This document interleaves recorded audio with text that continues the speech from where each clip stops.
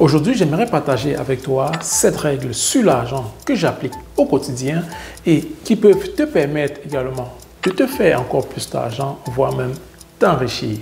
La suite, juste après les génériques.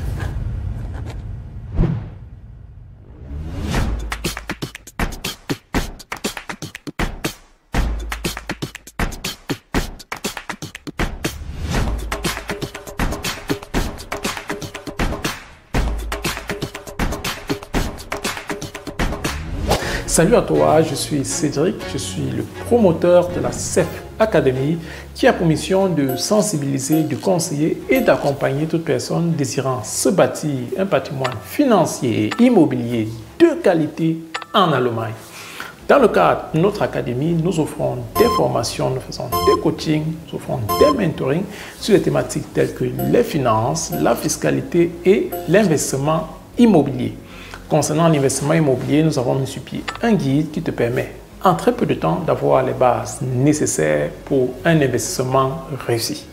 En commentaire ou alors dans la barre de description, tu trouveras un lien pour le télécharger gratuitement.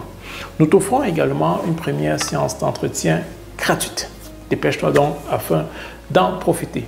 Si tu n'es pas encore abonné à cette chaîne, je te prierai de le faire, d'activer la cloche de notification afin de ne pas rater nos nombreuses et intéressantes vidéos et surtout de partager cette vidéo avec tes connaissances et tes proches.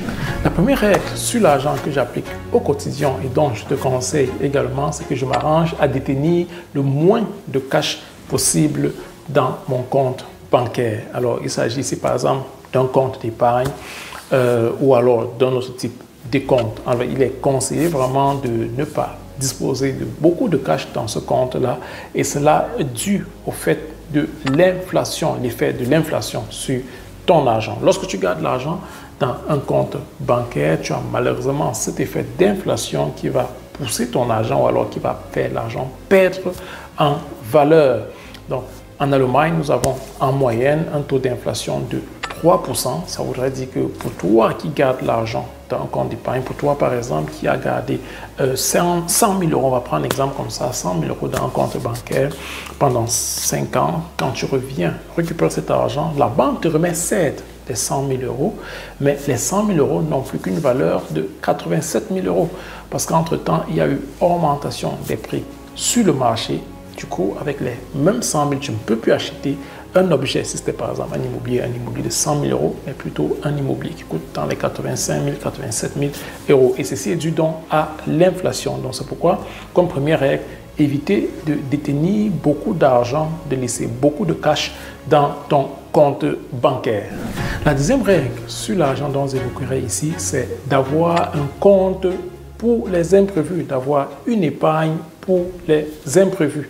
Ça, c'est très important. C'est très important parce que ça peut arriver que tu perdes ton travail et ça peut arriver que tu aies un imprévu, c'est la voiture qui se gâte, c'est le frigo qui se gâte. On a toujours des imprévus et c'est pourquoi il est conseillé toujours d'avoir un compte, une épargne pour les imprévus.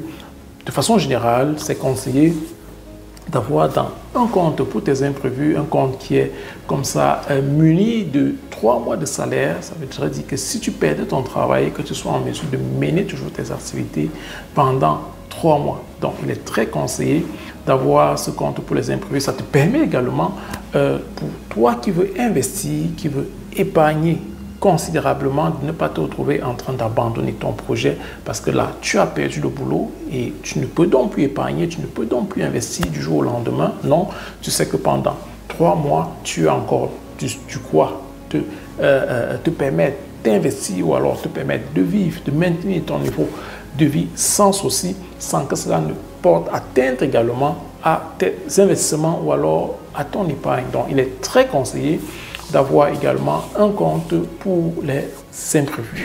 Alors, une autre règle que j'évoquerai ici, c'est de suivre le conseil de ces personnes-là qui sont plus riches que toi, de ces personnes-là qui ont déjà atteint le million, les millions ou alors le milliard, si toi tu aimerais également atteindre le milliard, mais de suivre donc le conseil de ces personnes-là, parce que ces personnes ont eu à rencontrer un certain nombre de difficultés. Ces personnes ont un chemin, un parchemin qu'ils ont eu à suivre, un process qu'ils ont eu à suivre, un certain nombre de choses qu'ils ont eu à réaliser pour pouvoir atteindre comme ça cet argent-là dont tu aimerais atteindre, donc je te conseillerais de suivre leurs conseils. Ça pourra vraiment t'aider à passer à un autre pilier, ça pourra t'aider à atteindre tes objectifs. Je ne te dirais pas d'aller suivre les conseils de ceux qui gagnent beaucoup plus moins que toi. Ça ne voudrait pas dire qu'ils ne peuvent pas te donner quelques conseils qui peuvent t'aider, mais il est beaucoup plus conseillé de suivre le conseil de ceux-là qui gagnent déjà au-delà de ce que tu gagnes et surtout ceux-là qui peuvent t'apporter un plus. La quatrième règle sur l'argent que je te donnerais, c'est de ne jamais risquer tout son argent pour la seule et même opportunité. Là, c'est courir beaucoup de risques. Je te conseillerais vraiment de diversifier toujours tes investissements. Et quand bien même tu es dans un secteur d'activité dans lequel tu vas investir, ne viens pas investir tout le budget que tu as prévu pour ce secteur-là en un coup. Donc, je te recommande, par exemple, si tu disposes de 50 000 € que tu aimerais investir dans l'immobilier, je ne te conseillerais pas d'aller investir les 50 000 € comme apport personnel pour acquérir juste un appartement, mais non, de les repartir plutôt pour acquérir 3 voire 5 appartements. Donc, tu vas prendre 5 petits appartements dans lesquels tu as un apport de 10 000 € par exemple par appartement. Ceci te permet de minimiser les risques, ceci te permet d'être plus flexible, ceci te permet même en termes de stratégie et de concept, nous en faisons comme ça au quotidien, nous en mettons au quotidien sur pied pour des clients, de pouvoir avoir un concept encore plus costaud, plus stable, un concept plus fort, surtout un concept qui te permet demain de pouvoir fructifier rapidement tes revenus et de passer à un autre niveau. Donc, ne jamais vraiment investir tout ce qu'on a dans une seule opportunité, diversifier ses investissements afin de minimiser les risques. La cinquième règle sur l'argent dont je te conseille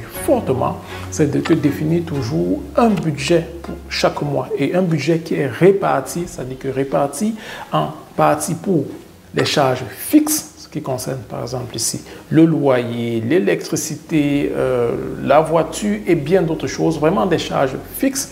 Une autre partie pour tout ce qui est variable qui concerne ici par exemple les loisirs, sortir de temps en temps pour aller s'amuser, aller au restaurant et bien d'autres choses. Et une autre troisième partie qui est destinée à épargner et à investir. Donc pour chacun de ces postes, tu dois te définir vraiment une somme, un budget. De façon générale, comme ça, on applique par exemple la règle du 50, 30, 20. Il y en a plusieurs.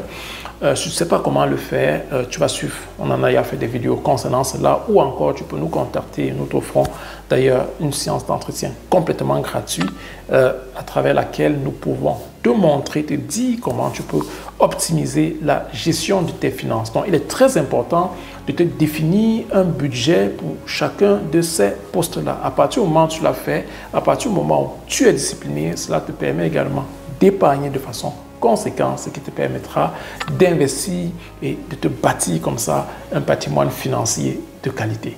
Nous voilà rendus à la fin de cette vidéo à travers laquelle j'ai partagé avec toi quelques règles que j'applique également au quotidien et qui peuvent également t'aider comme ça à optimiser la gestion de tes finances et à te bâtir un patrimoine financier de qualité. À très bientôt dans une prochaine vidéo.